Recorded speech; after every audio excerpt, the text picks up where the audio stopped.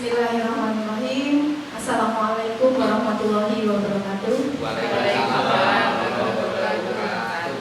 Yang kami hormati Ibu Endah selaku Kepala Sekolah SMA Negeri 2 Sukoharjo. Yang kami hormati Bapak Ibu Wakil Kepala Sekolah SMA Negeri 2 Sukoharjo serta Bapak Ibu guru semuanya yang saya hormati dan saya banggakan. Pertama-tama marilah kita senantiasa memanjatkan puji syukur kehadirat Allah Subhanahu wa taala.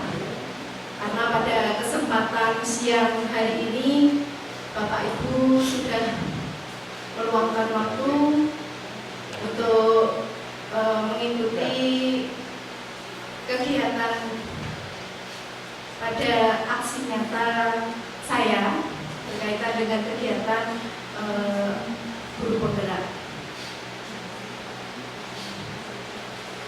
Pada kesempatan ini izinkan saya untuk berbagi ilmu yang sudah saya dapatkan di program guru penggerak ini, yaitu modul 1.4, yaitu tentang budaya positif. Sebelum kita ke materi, barangkali ini Bapak Ibu bisa menjawab pertanyaan sebagai pertanyaan pemantik. Silahkan Bapak Ibu jawab. Apakah yang Anda setuju dengan pernyataan ini? Yang pertama yaitu hukuman dapat mendisiplinkan anak. Silahkan Bapak Ibu. Saya ingin 2 orang untuk menjawab pertanyaan ini. Yang pertama, ya silahkan Pak Mu.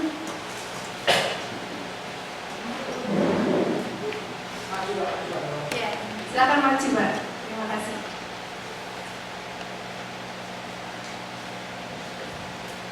Terima kasih Chris atas waktunya. Pertanyaan pertama. Ya, pertanyaan pertama. Seperti yang saya tahu bahwa hukuman tidak dapat mendisiplinkan anak. Jadi saya tidak setuju. Ya, terima kasih Pak Munan. Ya, terima kasih Pak Munan atas jawabannya. Kemudian yang kedua, pemberian hukuman dengan hal positif seperti membaca atau membersihkan halaman sekolah itu dapat meningkatkan disiplin anak. Bagaimana Bapak Ibu? Setujukah dengan pernyataan ini? Setuju? Setuju. Nah, berarti banyak yang setuju ya. Yang ketiga, memberi penghargaan dapat meningkatkan motivasi belajar anak. Sangat setuju? Ya, nanti kita lihat berikutnya ya Bapak Ibu.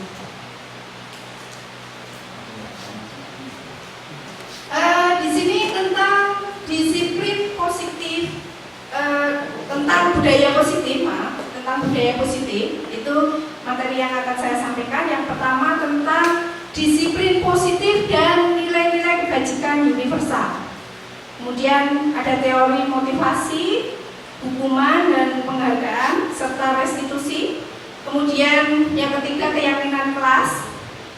Yang keempat kebutuhan dasar manusia dan dunia berkualitas.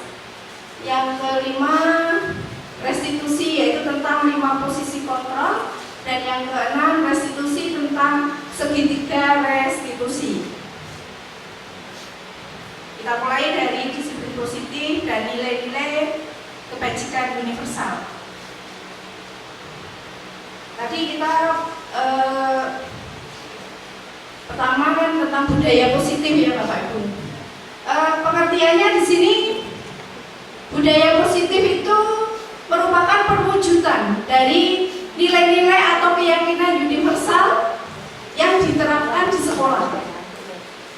Jadi budaya positif itu diawali dengan perubahan paradigma tentang teori kontrol. Nanti kita akan belajar tentang teori kontrol. Selama ini barangkali kita sebagai guru itu merasa berkewajiban untuk mengontrol perilaku siswa,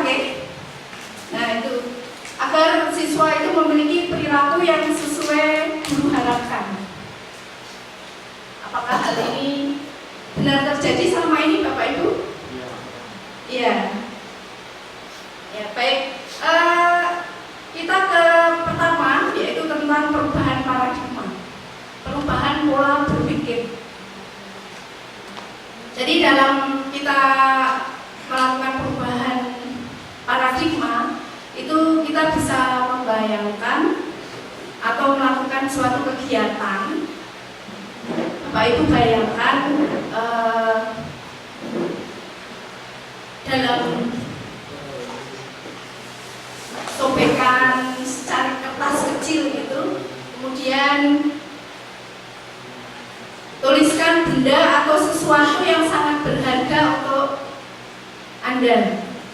Kemudian letakkan di salah satu tangan Anda dan genggam benda atau sesuatu tersebut dengan segala daya. Buatlah sebuah kepalan. Ini Bapak Ibu sendiri. Kemudian teman Bapak Ibu itu akan mencoba dengan sekuat tenaga dengan berbagai cara untuk meminta Anda memberikan benda tersebut. Maka pasti teman Bapak Ibu itu pasti dengan segala cara akan meminta agar kepalan itu dibuka. Itu gambaran perubahan paradigma Bapak Ibu.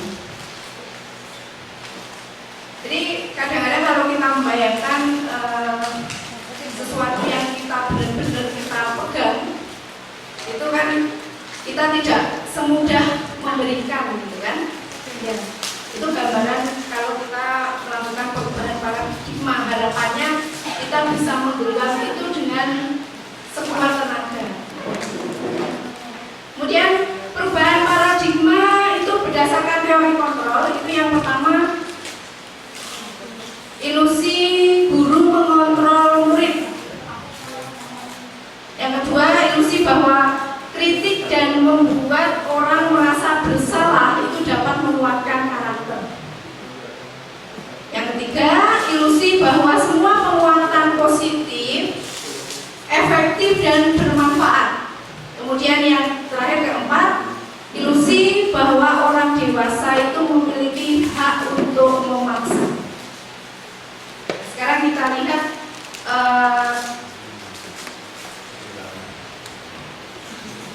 perubahan paradigma stimulus respon dengan teori kontrol. Siapa sesungguhnya yang memiliki kontrol? Bisa kita lihat.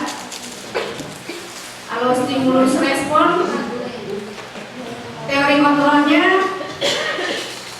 apa? Nah, di sini Bapak Ibu bisa lihat. Kita mencoba mengubah orang agar berpandangan sama dengan kita. Itu biasa stimulus respon, ya.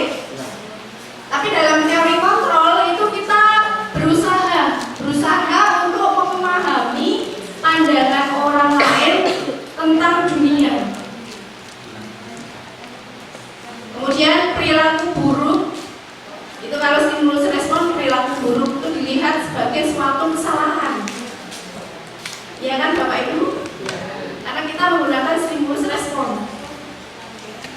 Yang kita harus gunakan adalah teori kontrol. Semua perilaku memiliki tujuan.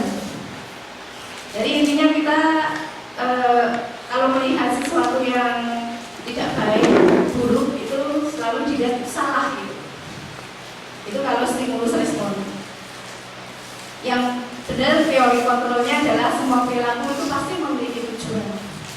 Kemudian yang ketiga, orang lain bisa mengontrol saya. Kalau dalam stimulus respon kan seperti itu.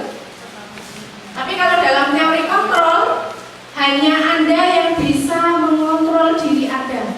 Benar tidak Bapak Ibu? Betul ya? Oke. Kemudian saya bisa mengontrol orang lain. Itu kalau stimulus respon. Tapi kalau dalam teori kontrol, Anda tidak bisa mengontrol orang lain. Yang bisa mengontrol siapa Bapak Ibu? Ya, diri sendiri juga. Kemudian pemaksaan ada pada saat bujukan gagal. Betul? Itu yang kita alami. Tapi dalam teori itu kolaborasi dan konsensus menciptakan pilihan-pilihan baru. Itu betul. Kemudian kalau dalam model berpikir kan kita model berpikirnya kalau satu menang ya kalah yang satunya, gitu kan? Ya. Padahal kalau dalam teori kontrol itu model berpikir itu tidak ada yang kalah, semuanya menang. Ya, gitu. Makanya timbulkan perubahan pola berpikir kita, gitu Bapak Ibu. Ya. Kemudian berkaitan dengan itu, jadi teori kontrol itu tadi Anda tidak bisa mengontrol orang lain, hanya Anda yang bisa mengontrol diri Anda. Maknanya kalau dikaitkan dengan disiplin itu belajar kontrol diri dengan menggali potensi kita agar tercapai tujuan mulia, yaitu sesuatu menjadi seseorang yang inginkan berdasarkan nilai-nilai yang kita hargai. Kemudian teori kontrol tadi yang kedua, semua perilaku itu memiliki tujuan. Di sini ada teori motivasi, yaitu yang pertama teori motivasinya untuk menghindari hukuman.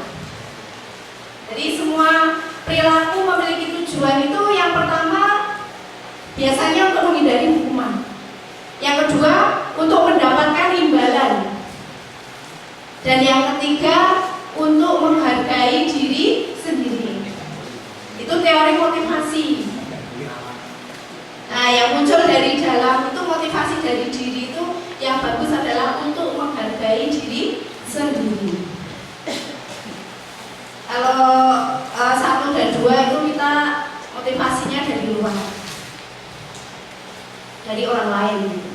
Kemudian ada nilai-nilai kebajikan universal, keyakinan kelas Y. Kemudian model berpikir menang-menang dan kolaborasi dan konsensus menciptakan pilihan baru itu diatur dalam 5 posisi kontrol. Yaitu apa? Yang pertama, posisi kontrolnya adalah penghukum.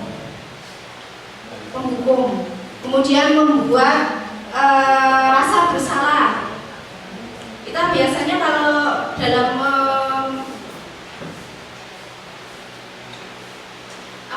kalau dalam mengatasi gitu, anak yang yang melakukan pelanggaran itu, di situ kan kita bisa melakukannya dengan posisi 5 posisi kontrol tersebut, Bapak Ibu. Jadi yang pertama penghukum, yang kedua membuat rasa bersalah, yang ketiga kita bisa menggunakan kalimat teman sebagai teman, kemudian pemantau, dan bisa juga manajer. Kemudian di sini bisa kita lakukan dengan menggunakan segitiga restitusi. Langkah-langkahnya segitiga restitusi itu menstabilkan identitas, validasi kebutuhan, dan menanyakan keyakinan. Kemudian realitas kebutuhan kita berbeda, kita berusaha memahami dengan orang lain tentang dunia itu 5 kebutuhan dasar manusia.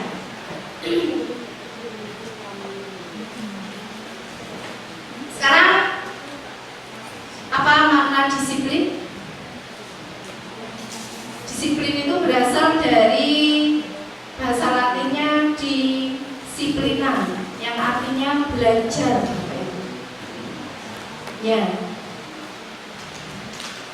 bisa Bapak Ibu lihat itu makna tersebut. Jadi disiplin diri itu membuat orang menggali potensinya menuju sebuah tujuan. Namun dalam budaya kita makna kata disiplin itu telah berubah menjadi sesuatu yang dilakukan seseorang pada orang lain untuk mendapatkan kepatuhan. Jadi cenderung menghubungkan kata disiplin itu dengan ketidaknyamanan gitu. Jadi bukan dengan apa yang kita hargai atau pencapaian suatu tujuan mulia. Jadi kita sering mengartikannya suatu ketidaknyamanan disiplin. Kemudian budaya positif berikutnya tentang nilai-nilai kebajikan universal.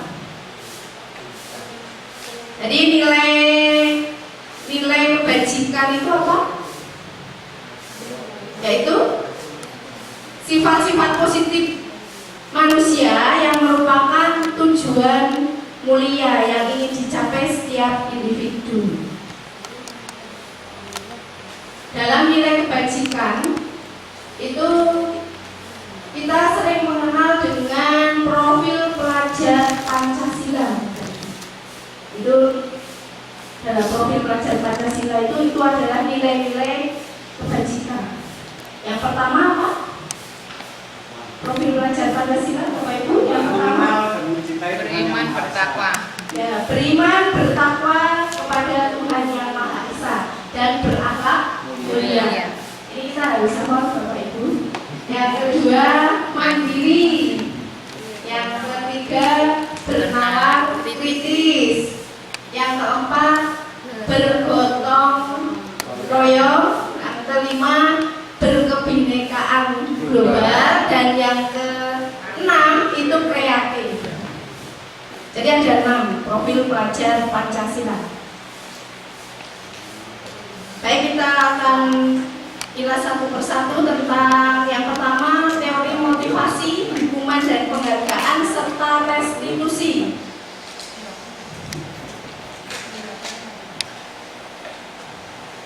Teori motivasi perilaku manusia. Biasanya yang pertama kan tadi untuk menghindari ketidaknyamanan atau hukuman. Biasanya kalau dalam perilaku ini apa yang akan terjadi apabila saya tidak melakukannya? Apa jawabannya Bapak Ibu? Kan kita merasa takut ya. Makanya kita menghindari. Itu motivasi dari luar. Yang kedua, untuk mendapatkan imbalan dari orang lain atau institusi. Apa yang akan kita dapatkan apabila kita melakukannya?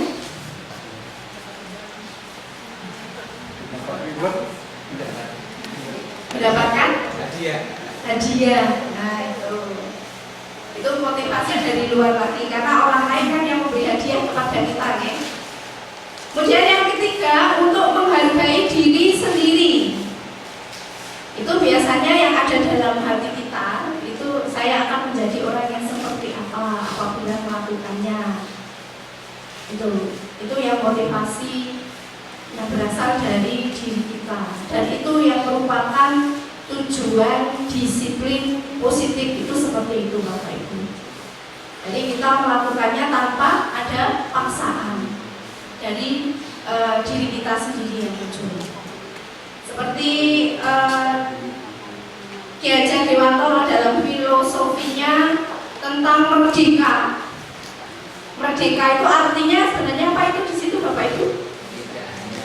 Tidak hanya terlepas dari perintah, akan tetapi juga cakap membuat perintah untuk diri sendiri. Jadi kita harus pandai untuk memerintah diri sendiri, itu yang utama.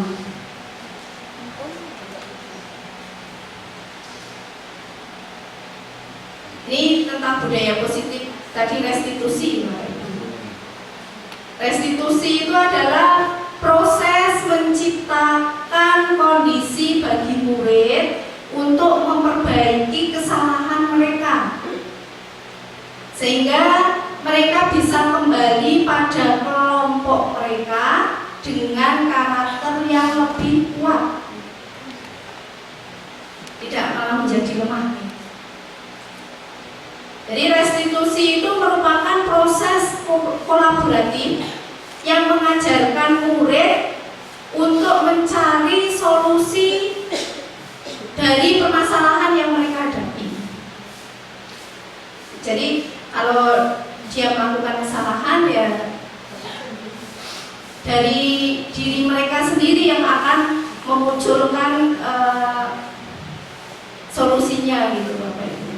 Jadi kita tinggal memanage saja.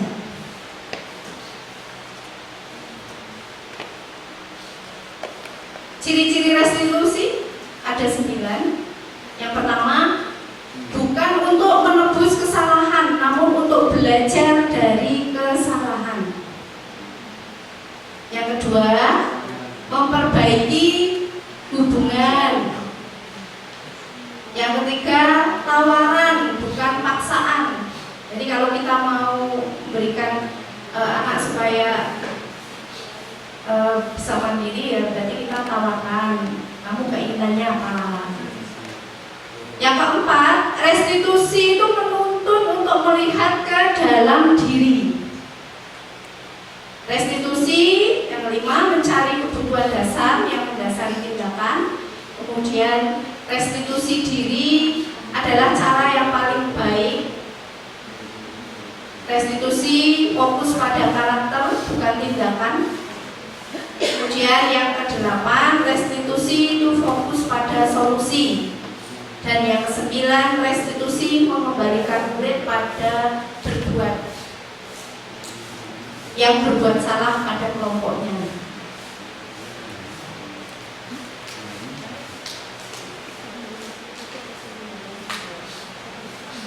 Ini perbedaan antara hukuman, konsekuensi, dan restitusi Bapak Ibu. Kalau selama ini kita tahu kalau hukuman itu bagaimana? Ini kalau hukuman itu namanya identitas gagal Bapak Ibu. Identitas suksesnya adalah konsekuensi dan restitusi. Jadi kita tidak boleh menghukum. Hukuman itu sesuatu yang menyakitkan, harus terjadi. Kalau konsekuensi, sesuatu harus terjadi. Tapi kalau restitusi, itu merupakan pilihan. Saya melakukan ini berarti tidak pilihan, gitu kan? Kemudian yang kedua, tidak nyaman untuk murid atau anak untuk jangka waktu yang panjang untuk hubungan Bapak Ibu. Kalau konsekuensi itu tidak nyaman untuk murid atau anak untuk jangka waktu pendek, itu konsekuensi. Dalam waktu yang pendek memang kurang nyaman, tapi jangka panjang sebenarnya ya bagus. Tapi kalau restitusi itu menguatkan murid dalam jangka waktu yang panjang, itu restitusi. Kemudian yang berikutnya, hukuman itu korban mendapatkan keadilan. Kalau dalam konsekuensi, korban bisa diabaikan. Kalau dalam restitusi, korban mendapatkan ganti. Ya, jadi kalau nanti bagaimana restitusi itu dilakukan, nanti kita ke nomor berikutnya. Perilaku pasif agresifnya meningkat Bapak Ibu kalau hukuman. Sedangkan konsekuensi itu penguatan hanya bertahan dalam jangka waktu pendek. Jadi pada saat diingatkan ya udah ya, tapi besok dilakukan lagi. Itu kalau konsekuensi. Kalau restitusi itu masalah terpecahkan Bapak Ibu.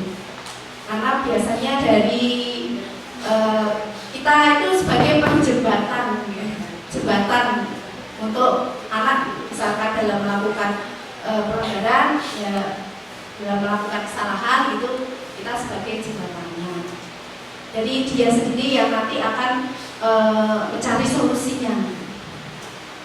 Kemudian sistem itu tidak akan berjalan bila murid tidak takut. Betul tidak Bapak Ibu? Dalam hukuman seperti itu ya. Kalau anak tidak takut ya hukuman tidak berjalan gitu. Kalau konsekuensi itu memerlukan monitoring dan supervisi terus-menerus dari guru. Jadi perlu dipantau. Kemudian kalau restitusi, murid belajar belajar bertanggung jawab untuk perilakunya. Dia belajar untuk tanggung jawab sendiri terhadap perilakunya sendiri. Yang berikutnya berlaku hanya pada sebuah institusi, tidak berlanjut pada kehidupan nyata, itu kalau hukuman. Sedangkan konsekuensi membantu penerapan mengikuti peraturan dalam masyarakat. Sedangkan restitusi itu fokus pada pemecahan masalah dalam jangka waktu panjang. Hukuman peraturannya adalah kamu harus TP, gitu kan? Itu contoh. Kalau dalam konsekuensi seperti ini Bapak Ibu, apa peraturannya? Mampukah kamu melakukannya? Terima kasih. Itu bahasanya kalau dalam konsekuensi. Kalau dalam restitusi, apa yang kamu yakini? Apa yang bisa kamu lakukan untuk memperbaiki masalah ini? Gitu Bapak Ibu. Kemudian yang terakhir, hukuman itu anak membenci peraturan. Sedangkan konsekuensi anak menghormati peraturan. Lalu dalam restitusi anak menghormati dirinya dan juga orang lain. Kemudian budaya positif berikutnya tentang keyakinan kelas.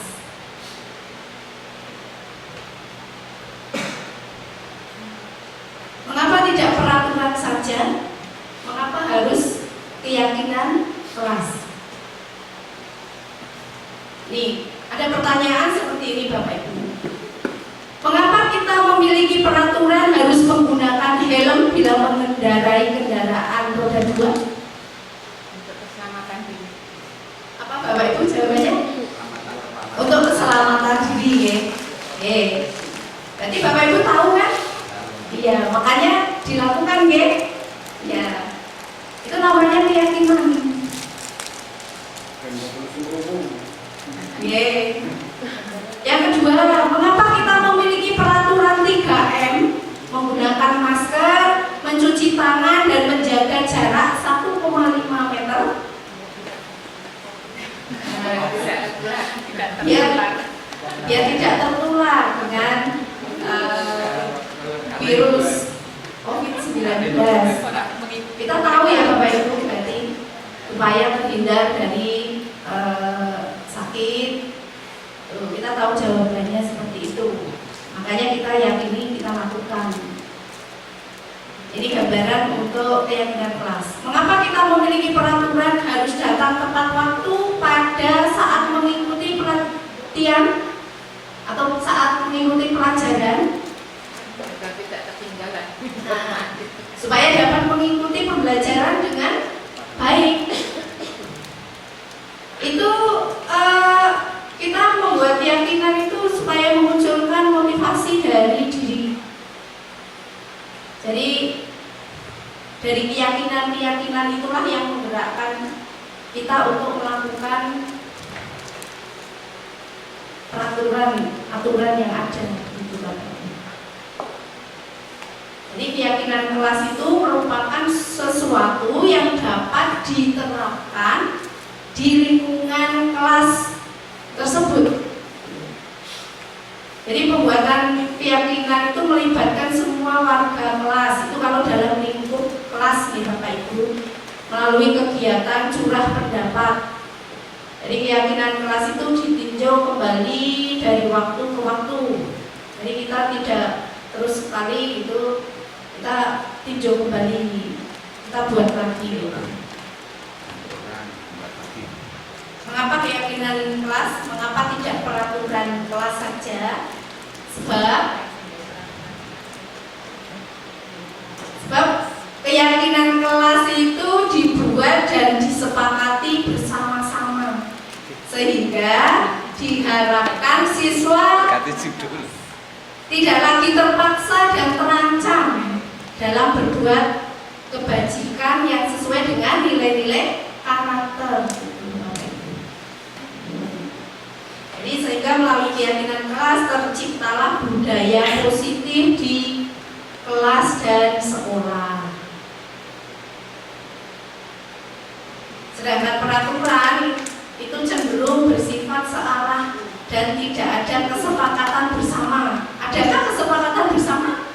selama ini? Kalau peraturan itu Kalau yang Oh, mahasiswa yang tarik Jadi di kelas saya itu kan di awal pertemuan itu juga pernah membuat peraturan khusus untuk kelas pribadi, ya.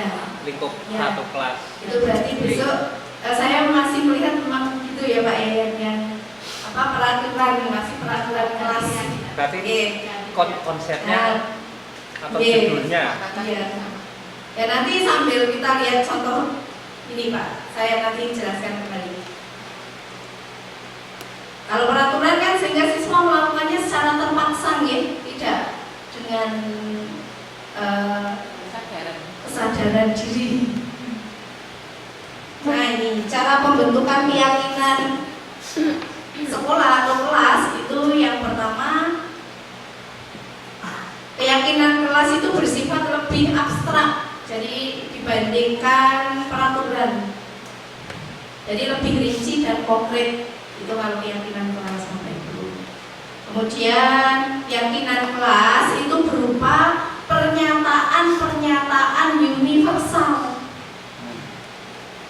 Tahu kan Bapak Ibu? Iya. Jadi pernyataan-pernyataan universal.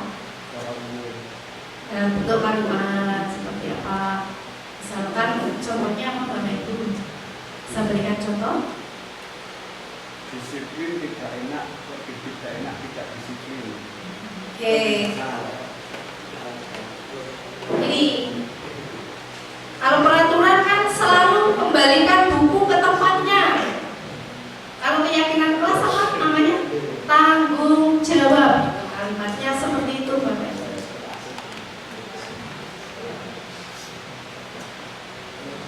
Pernyataan keyakinan kelas senantiasa dibuat dalam bentuk positif. Jadi kalimatnya kalimat positif Bapak Ibu. Kemudian keyakinan kelas itu hendaknya tidak terlalu banyak, sehingga mudah diingat dan dipahami oleh semua warga kelas. Kalimatnya tidak usah panjang-panjang, Ibu. Seperti tanggung jawab, nanti di belakangnya dijelaskan tanggung jawabnya apa saja, gitu kan? Kemudian semua warga kelas itu hendaknya ikut berkontribusi dalam pembuatan keyakinan kelas lewat kegiatan curah pendapat. Kemudian bersedia meninjau kembali keyakinan kelas dari waktu ke waktu. Kalau sudah berjalan ya kita tambah lagi dengan keyakinan kelas yang mana lagi gitu. Kemudian prosedur pembentukan keyakinan kelas atau sekolah itu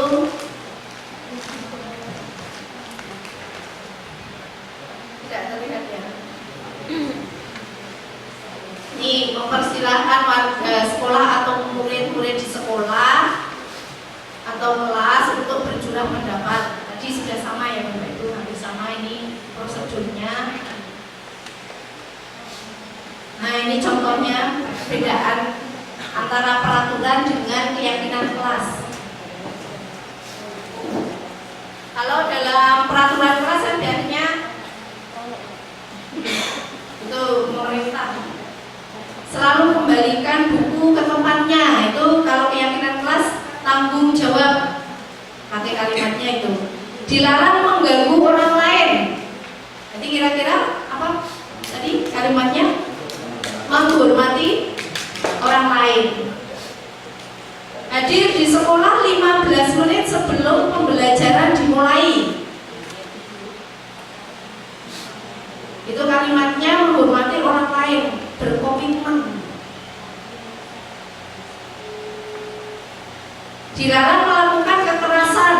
Itu kalau kalimat keyakinan keselamatan, menghormati orang lain. Dilarang menggunakan narkoba, ya menjaga kesehatan, bergantian atau menunggu giliran, bersabar. Itu kalimatnya supaya mudah diingat. Jadi nanti kita buat bersabar ya. Itu nanti artinya menunggu giliran. gunakan masker itu ya kalimatnya jaga keselamatan atau lindungi apa? Mungkin bisa pakai kalimat yang lain Bapak Ibu. Gunakan masker itu menjaga keselamatan. Terus apa lagi? Menjaga kesehatan. Jangan berlari di kelas atau koridor. Itu juga sama. Keyakinan kelasnya bisa kita menggunakan keselamatan atau keamanan.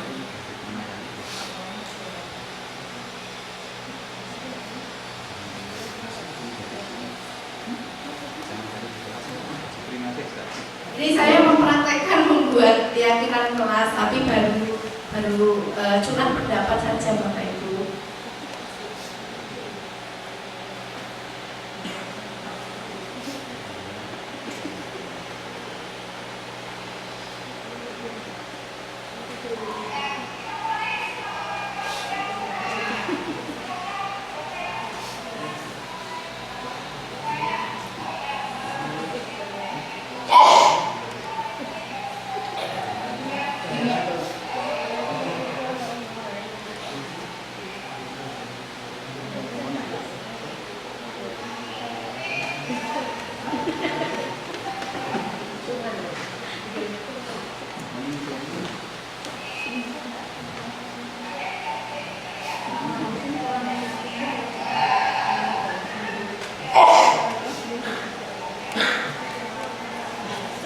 Itu sebelum pembelajaran saya membuat kesepakatan kelas dulu Bapak Ibu, dan ternyata anak-anak mengusulkan seperti itu. Ini maaf videonya kurang, ini soundnya tidak nyala.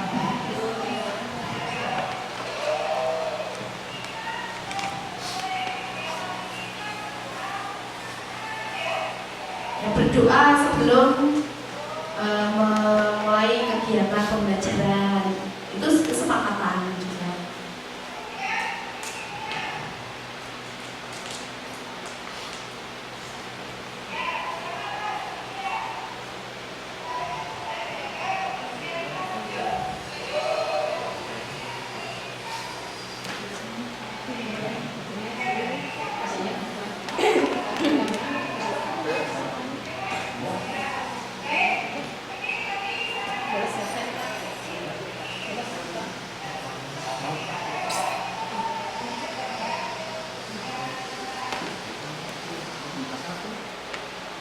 Terus kalau sudah terbentuk curah pendapat, itu kita tuliskan dalam kertas atau apa Bapak Ibu, terus dipasang di kelas. Jadi seperti, nah ini, jadi dipasang di kelas Bapak Ibu. Awal ya mau curah pendapatnya pakai seperti itu, ditempel. Kita pakai kertas warna-warni gitu kan, jadi anak-anak maju satu persatu untuk menjaga kebersihan sekolah. Keyakinan kelas atau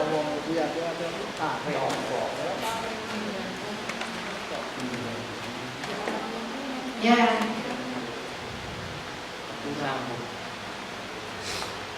Bu, tanya Bu, ya untuk kesepakatan ini biasanya alangkah lebih baik jika berawal dari guru atau dari siswa. Karena kalau melihat kondisi di sekolah kita, itu siswa itu akan lebih pasif ya. Jadi di persentase siswa yang aktif di sekolah itu paling banyak kan 10%. Bagaimana cara, kalau misalnya kalau itu memang harus dari siswa, bagaimana cara memotivasi siswa dan tersebut bisa memunculkan ide-ide yang berguna untuk pembelajaran. oh iya. Biasanya untuk memunculkan kesepakatan atau keyakinan kelas itu supaya anak muncul ide ya Pak, muncul ide gitu. Ada-ada kan kita ditanya anak-anak diem aja gitu. Nah kira-kira supaya nanti ya kita buat motivasi, kalimat motivasi Bapak Ibu, supaya anak nanti mau ini kan pembelajaran kita. Pokoknya kita buat kelas kita senyaman mungkin, biasa maunya kamu gimana gitu. Biasanya kan nanti muncul gimana kalau dari kita biasanya boleh Bapak Ibu kita memunculkan kalimat sebagai apa ya, pemantik gitu ya, supaya nanti anak mau memunculkan kalimat itu. Kita pancing dulu dengan kalimatnya. Bagaimana kalau HP-nya kita serem dulu ya. Contoh kemarin saya melakukan ini kesepakatan pada saat mau ulangan harian. Itu saya bertanya dulu, sebelum kita ulangan kita harus buat kesepakatan dulu. Nah, kalimat itu sering kita gunakan gitu dalam ngobrol dengan anak sebelum kita mulai pembelajaran atau apa itu. Dan ternyata anak-anak memunculkan gitu dengan saya pancing juga Bapak Ibu. Jadi contohnya seperti HP. Ini kan karena pembelajaran ulangan harian, tolong kalian fokus dulu. Fokus untuk mengerjakan. Bagaimana kalau HP kita silent, mau diletakkan di meja atau mau dimasukkan dalam tas. Jadi kita buat pilihan gitu. Jadi supaya anak ya juga muncul, anak merasa tidak langsung di HP langsung masukkan ke tas ya. Ada kan yang nggak suka ya merasa gimana gitu kan Bapak Ibu. Jadi kita buat pilihan dengan kita memunculkan seperti tadi kata-kata itu tadi Pak Is. Jadi kita pancing dulu. Ternyata anak-anak HP-nya di sini aja Bu, ya baik. Malah justru kamu kan nggak merasa khawatir, HP-nya silakan letakkan di meja tapi jangan dipegang ya. Gitu, saya bilang seperti itu. Dan ternyata di samping ya kesepakatan yang lain itu setelah selesai ulangan saya tanya anak-anak, tadi kesepakatan itu membuat kamu merasa terbebani apa tidak? Tidak Bu. Oh ternyata ya benar seperti itu. Jadi kadang-kadang di hal yang sepele aja kita berkesepakatan gitu. Kalau mau dibuat kesepakatan kelas atau peraturan kelas ya kita sebagai wali kelas biasanya. Itu tadi jawabannya Pak Is. Jadi dari Bapak Ibu guru sendiri dulu yang memantik dulu ya.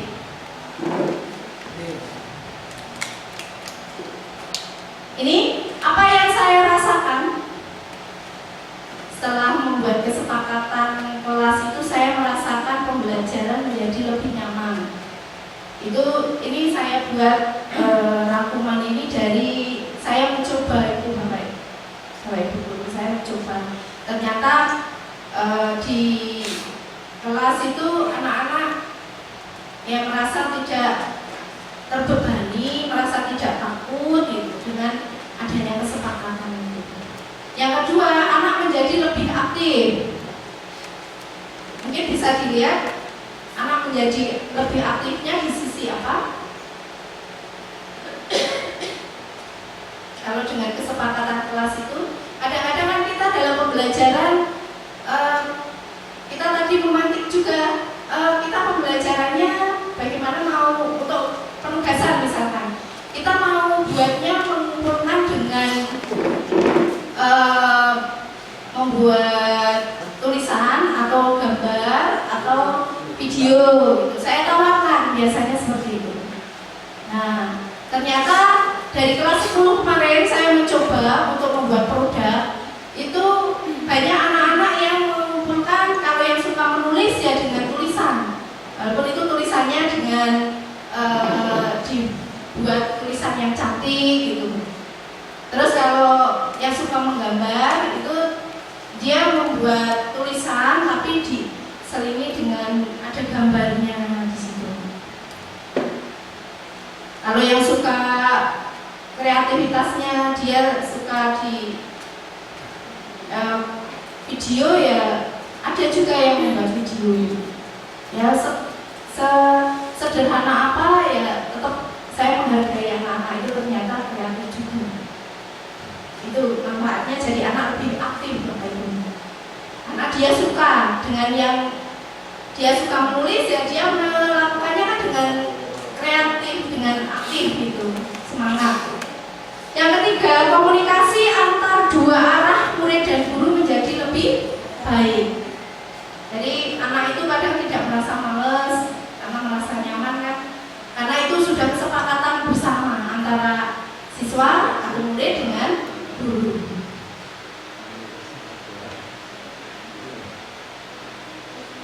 Kemudian tentang ini perbedaan hukuman, konsekuensi dan restitusi tadi yang sudah kita lihat sekilas ya Bapak Ibu. Ini kurang besar ya. Ini sekarang coba.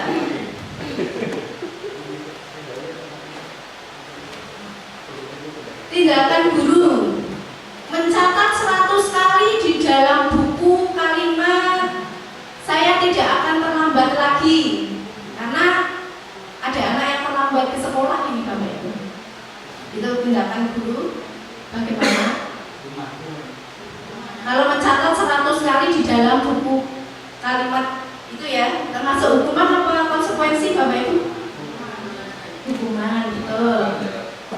Lari mengelilingi lapangan basket 2 kali karena terlambat hadir di sekolah.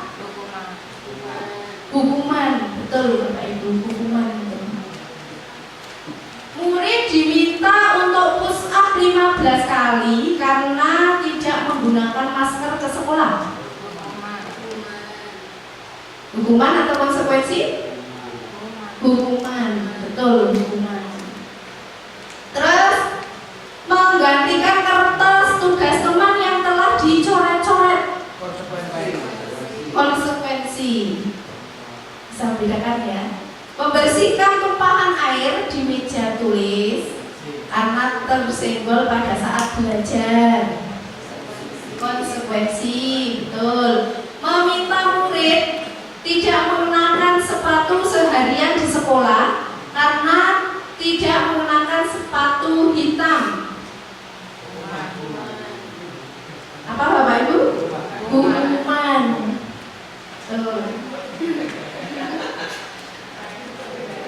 Terus berikutnya, lari mengelilingi lapangan basket 2 kali karena terlambat 10 menit untuk pelajaran PJOK.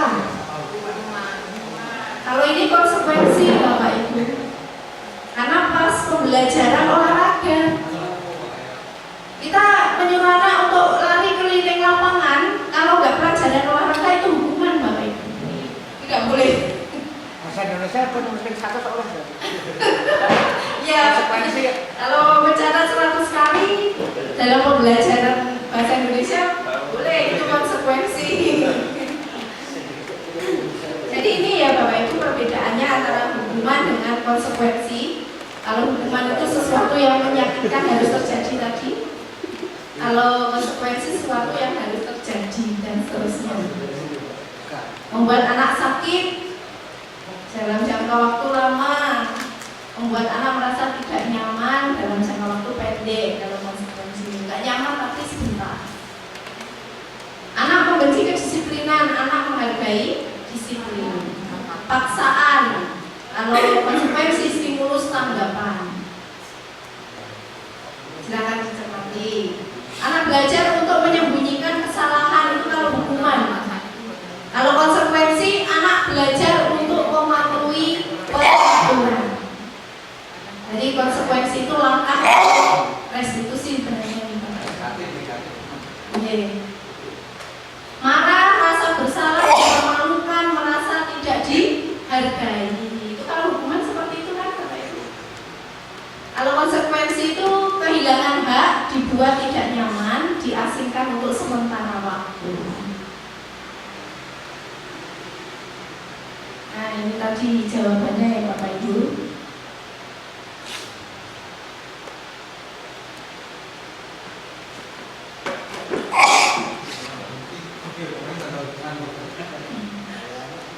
Ini contoh saya melakukan konsekuensi.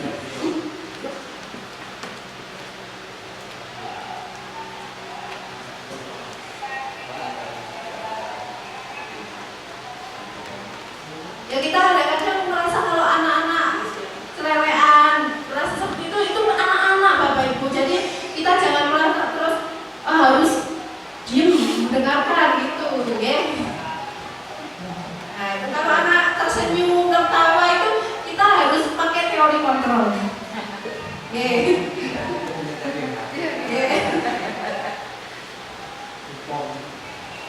Jadi kalau misalkan bermain HP itu saat pembelajaran di tengah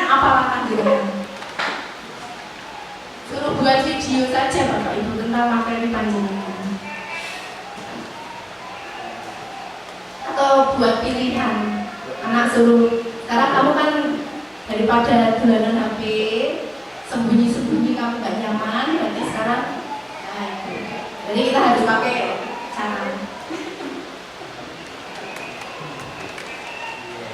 itu. Kadang-kadang dia senyum seperti itu. Kalau kita lihat kita rasanya emosi Bapak Ibu, tapi kita ingat teori kontrol gitu.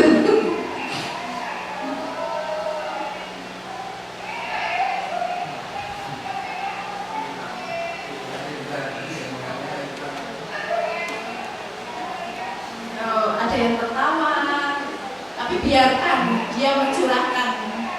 Tapi dalam hatinya sebenarnya ya punya tanggung jawab Bapak Ibu.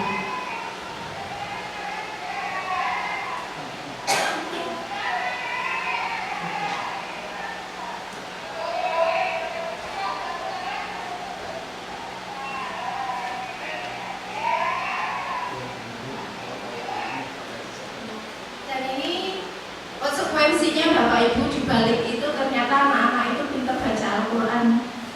Saya terharu. Ini Via Ayu itu bacaannya ternyata bagus. Oke. Dari ini 6 anak itu dia membuat pilihan sendiri untuk konsekuensinya. Saya pokoknya besok lagi kalau terlambat masuk pembelajaran UI saya siap untuk itu baca Al-Quran.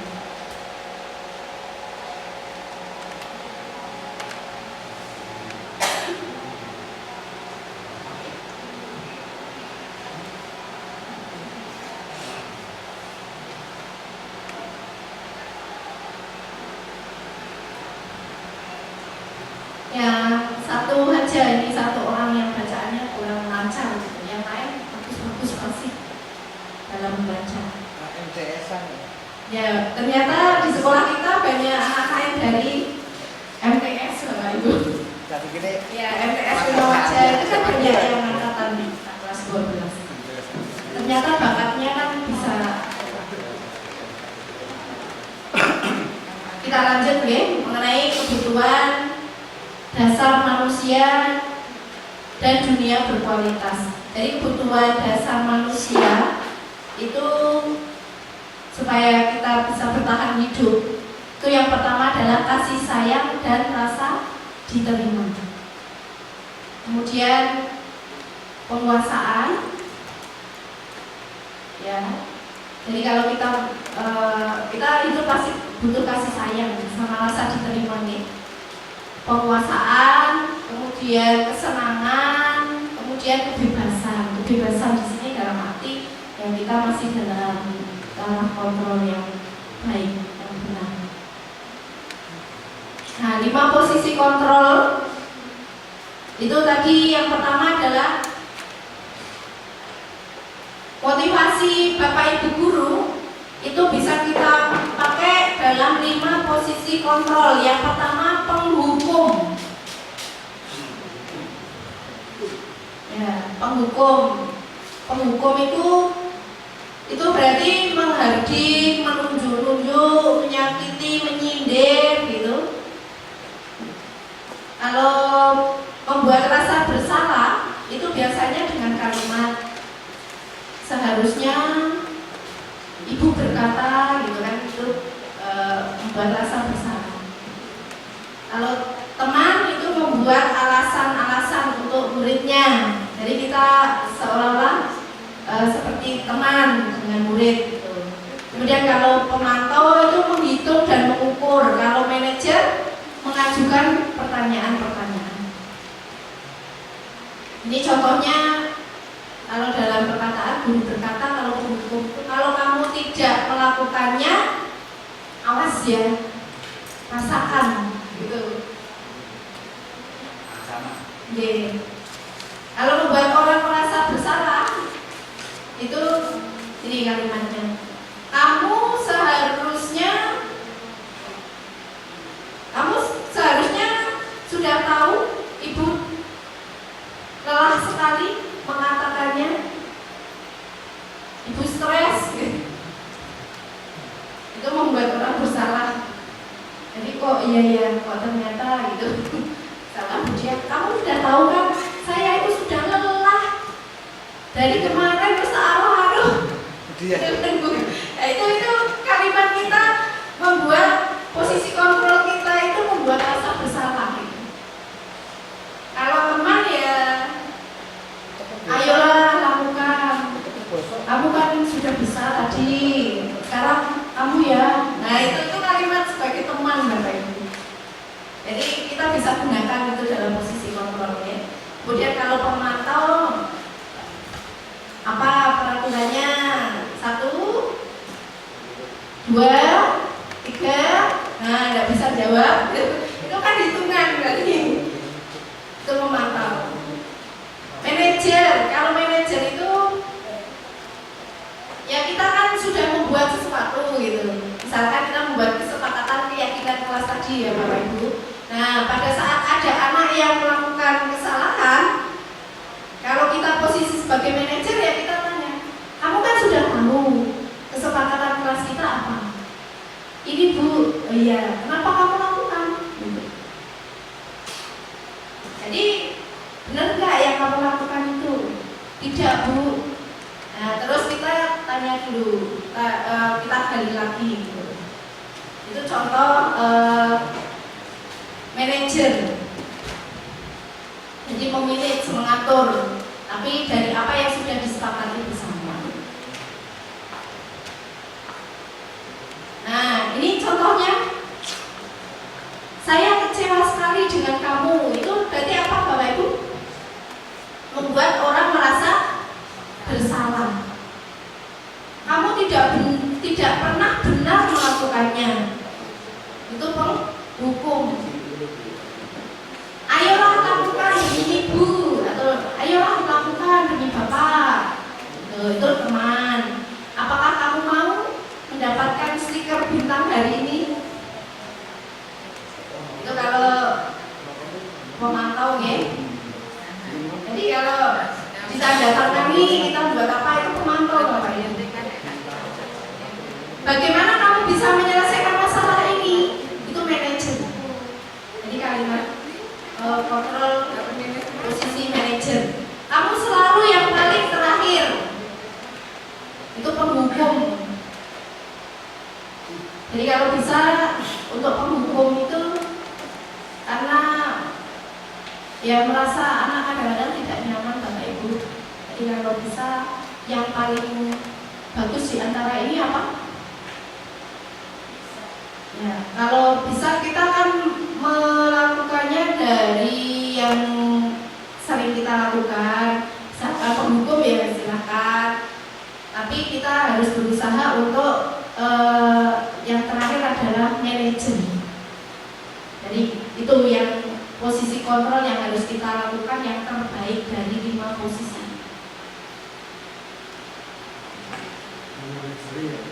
Kemudian segitiga restitusi. Ini biasanya tadi dalam memberi hukuman ataupun konsekuensi atau restitusi. Nah, restitusi itu yang digunakan adalah segitiga restitusi. Langkah yang kita lakukan yang pertama adalah menstabilkan identitas. Jadi biasanya untuk langkah yang pertama itu ya Bapak Ibu, kita stabilkan identitas dulu. Caranya bagaimana? Ya kita buat pertanyaan kita gali. Berbuat salah itu kan hal yang manusiawi. Tidak ada manusia yang sempurna. Bapak atau Ibu juga sudah pernah berbuat salah. Kita pasti bisa menyelesaikan permasalahan ini. Itu contoh menstabilkan identitas. Jadi kita gali, kita tanya, kenapa kamu terlambat? Itu kadang-kadang kan kita nggak melihat itu langsung anak datang sudah buru-buru supaya tidak dihukum, malah justru di sekolah dimarahi. Nah itu yang kadang-kadang seperti itu Bapak Ibu. Kayak kita mencoba untuk merubah paradigma dan membuat perubahan itu. Terus langkah yang kedua, validasi kebutuhan Bapak Ibu. Jadi sesuai kejadian keduanya, kamu bisa saja kan melakukan hal yang lebih baik, atau kamu bisa kan melakukan hal yang lebih buruk, tapi kenapa kamu tidak melakukannya? Lebih baik ya, tapi kenapa kamu tidak melakukannya? Itu contoh kalimat validasi. Kamu juga pasti punya alasan ya kenapa kamu melakukannya. Apa yang penting bagi kamu? Itu nanti bisa dilihat dulu apa. Kemudian yang terakhir, untuk melakukan segitiga restitusi itu menanyakan keyakinan.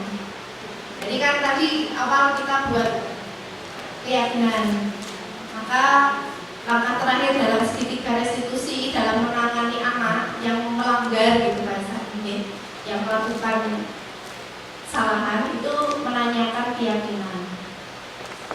Contohnya apa keyakinan kelas yang sudah kita sepakati, kita tanyakan. Kalau anak ternyata tahu, yaitu kita buat pilihan dia mau melakukan apa untuk menebus kesalahannya, itu bahasanya nih. Tapi kita nggak boleh untuk memaksakan. Ini contoh yang pernah saya alami. Saya sebagai wali kelas 11 MIPA 1, pada saat itu saya dilapori kalau ada siswa yang pas jam pelajaran PPKN Bu Dewi ya Bu, dulu ya Bu, berapa orang itu Bu? 4 orang ya. Nah, saya praktekkan restitusi, segitiga restitusi Bapak Ibu.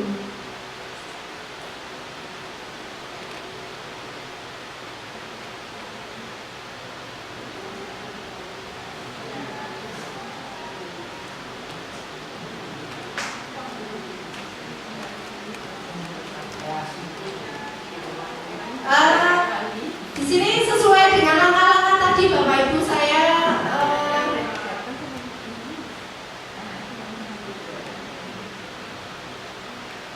saya menstabilkan identitas dulu.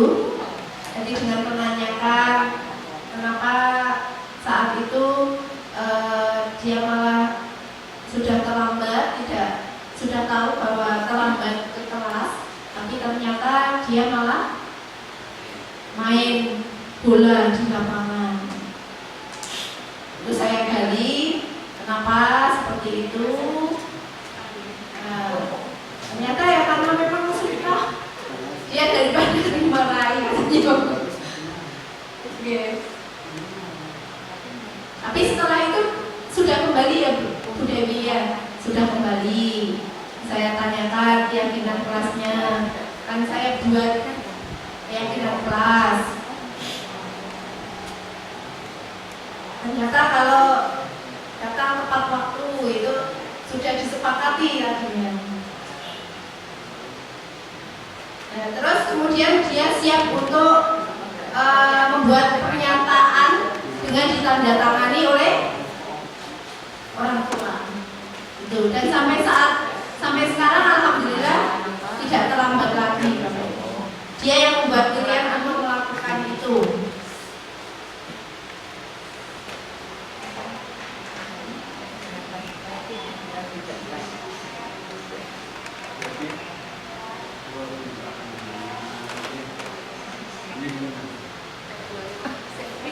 Nah, di akhir ini bisa kita simpulkan bahwa budaya positif itu dapat menumbuhkan motivasi intrinsik dari dalam, dapat menumbuhkan motivasi dari dalam diri anak untuk menjadi pribadi yang bertanggung jawab dan berbudi pekerti luhur serta berakhlak mulia. Bisa kita lihat dari tadi tanggung jawabnya, dia dengan kesalahan itu kemudian menjadi anak yang mulia karena anak ternyata pinginnya dia membaca Al-Quran, Bapak Ibu. Kemudian jika budaya positif itu sudah tercipta, maka terwujud sebagai rumah kedua yang menyenangkan bagi seluruh warga sekolah. Tidak ada yang merasa tertekan, merdeka dan bahagia. Itu. Kemudian ini mungkin refleksi yang bisa Bapak Ibu tuliskan. Pemahaman apa yang berubah sebelum dan sesudah mempelajari materi ini? Saya ingin ada Bapak Ibu guru yang menyampaikan di sini di depan, ya silakan. Kemudian bagaimanakah perbedaan yang nyata terlihat antara hukuman, konsekuensi dan restitusi? Nanti Bapak Ibu silakan jawab sepemahaman Bapak Ibu. Kemudian yang ketiga, apa rencana ke depan? Apa rencana Bapak Ibu ke depan untuk menerapkan materi yang saya berikan tadi? Silakan Bapak Ibu. Ini dari Ibu Dia bisa menyampaikan. Tidak usah lama-lama, nggak apa-apa Bu. Pokoknya tidak ada yang salah Bu di sini Bu. Monggo Bu Dia. Salah. Tidak ada yang salah. Semua bagus. Bukan Bu Dia diterima Tuhan.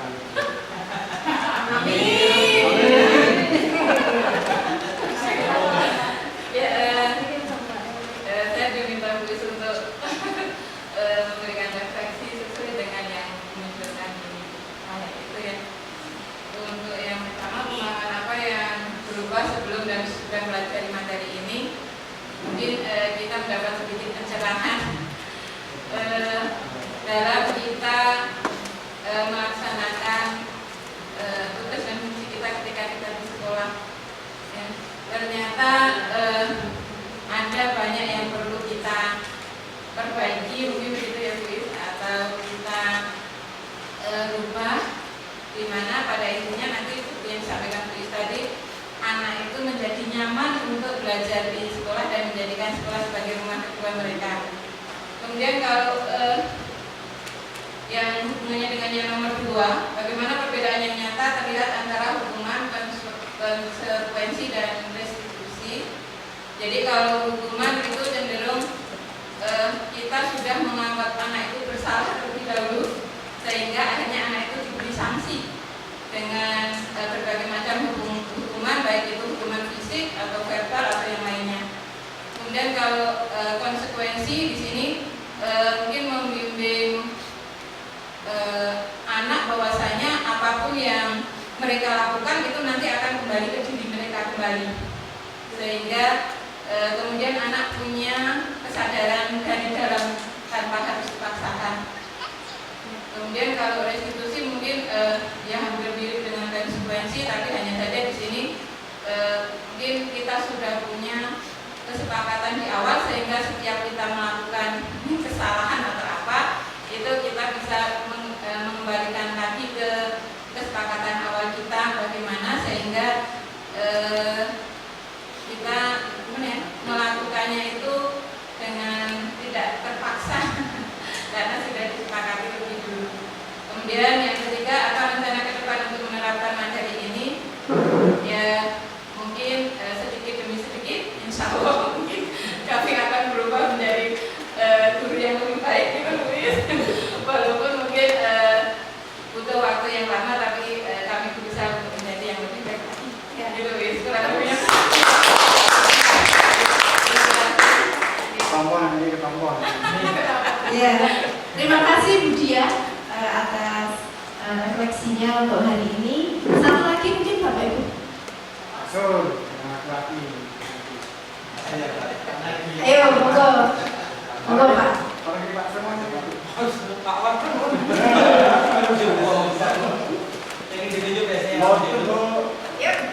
Tidak ada yang salah Pak. Ayo Pak, monggo Pak. Ini setelah ini kita selesai. Ayo. Kan kita membuat pilihan, tidak menunjuk. Ada tim? Ayo, monggo Pak. Tidak ada yang salah Pak tadi. Betul semua. Saya kan hanya ingin mengetahui saja Bapak Ibu, pemahaman Bapak Ibu. Yuk Pak Farhan. Bukan RT 1, 2, 3, 4, RT 2 sampun. RT 1 jalan. Oh mungkin Bu Eti, monggo Bu Eti. Sedikit aja Bu.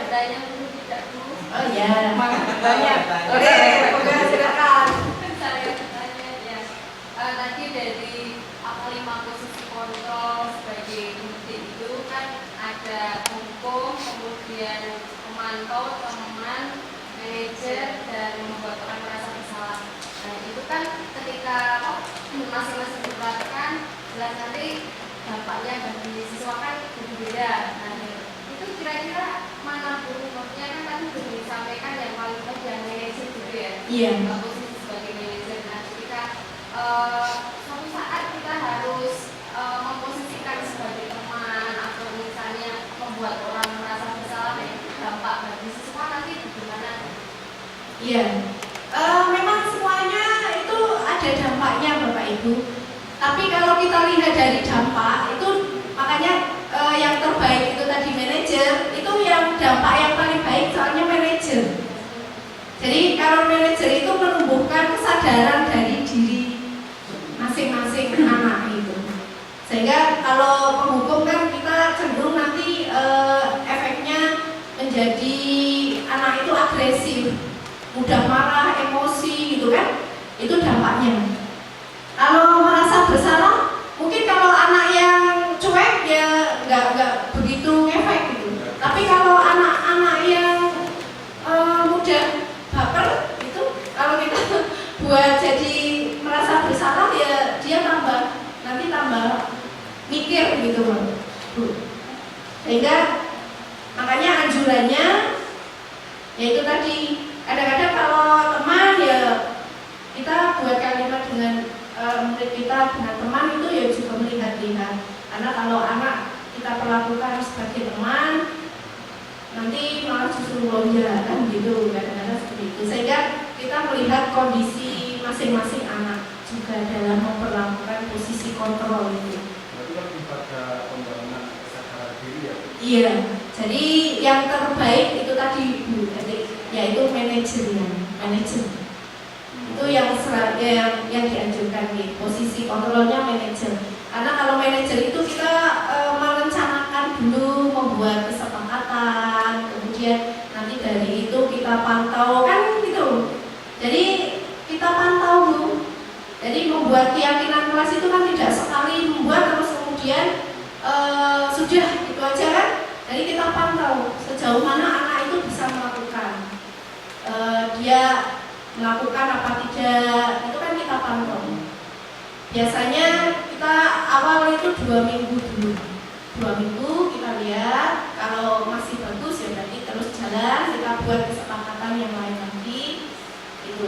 Jadi kita melihat kondisi kelas juga, sehingga masing-masing kelas itu kesepakatannya kan berbeda-beda. Kalau sudah perencanaan, memantau kan, yaitu kita tinggal enak mengatur itu kan manajer ya. Jadi itu yang paling enak. Makanya kalau bisa ya kita pakai posisi kontrolnya adalah manajer gitu. Itu Bu Edi jawabannya ya. Refleksi tadi satu lagi, setelah itu kita tutup. Pemahaman Bapak Ibu mengenai materi yang saya sampaikan, bagaimana pemahamannya panjenengan? Yang kedua, apa perbedaan yang terlihat dari hukuman, konsekuensi, restitusi itu apa? Terus kemudian rencana Bapak Ibu ke depan apa? Silakan Pak. Monggo Pak. Yuk, 5 menit, 3 menit. Tidak ada yang salah, saya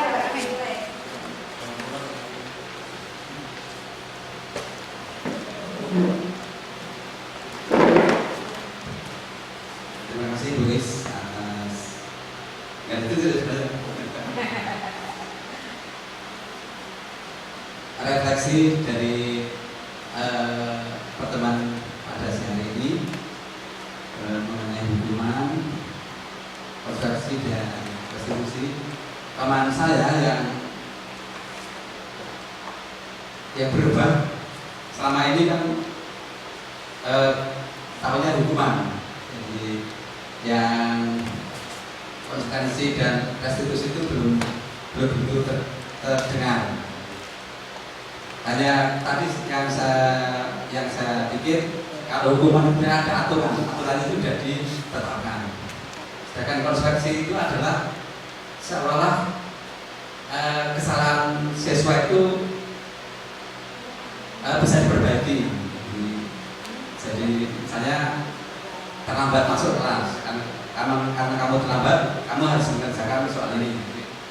Prosesnya. Kemudian yang restitusi itu kesepakatan dibuat lebih dulu. Kemudian kalau anak atau siswa membuat kesalahan, nanti dia membuat konsekuensi bagaimana kesalahan itu ditebus ulang. Jadi, untuk rencana ke depan ya saya sama dengan dia. Jadi ingin mencoba, jadi bisa enggak jadi rasanya seperti itu. Mau mencoba bahasanya akan saya ubah supaya bukan bahasa hukuman.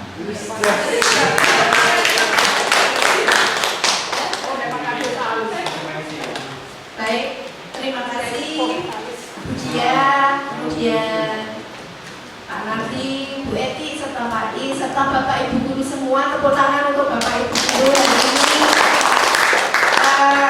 Sebelum kita tutup kegiatan pada hari ini, saya selaku pribadi mengucapkan terima kasih yang sebesar-besarnya atas kehadiran Bapak Ibu semua di kegiatan saya ini. Mudah-mudahan bisa bermanfaat apa yang bisa saya sampaikan, yang sudah saya sampaikan tadi. Mudah-mudahan bisa bermanfaat dan kita semua bisa menerapkannya di dalam pembelajaran kita berikutnya. Demikian, mohon maaf atas segala kekurangan. Saya tutup. Wabillahi taufik wal hidayah. Wassalamualaikum warahmatullahi wabarakatuh.